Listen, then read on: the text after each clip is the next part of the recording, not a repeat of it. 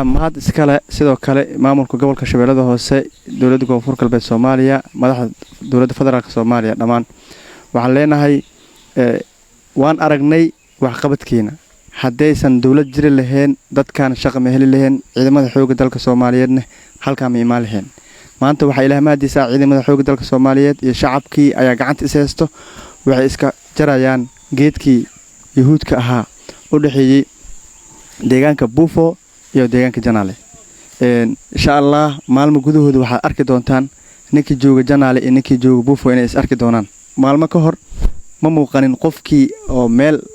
5 talaabo ku jira ma arki jirin laakiin hadda waxaad arkaysaa 100 talaabo wax ka arkaysaa insha Allah waxaan rajayn doonaa maalmaha soo aadan in 10 kilomitir la is arki doono insha Allah dadka donoriska deeqbixiyaasha waxaan leenahay Janaale waa nabad wax walba waa keeni kartiin waxa idin cadeynaysa taas ciidamada iyo shacabkiga gacanta is haysta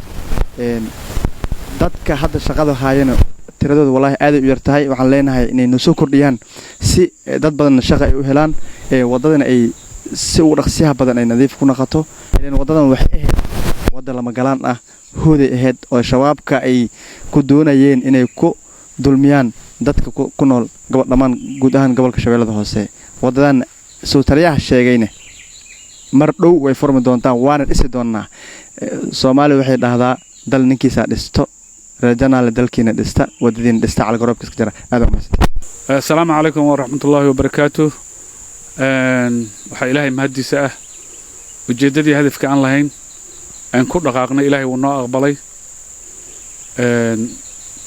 gudoomiyaha deegaanka iyo gudoomiyaasha dhammaan iyo annagoo saraakiishii guutada 14 Oktoobar waxaan go'aansanay inaan banayno wadadan dheer ee u dhaxayso Buufo iyo Janaale balaankii aan gaarnayna waan ku guuleysanay waan wadnaa waa maalintii labaad aan muxuu ahay ana hawsha wadno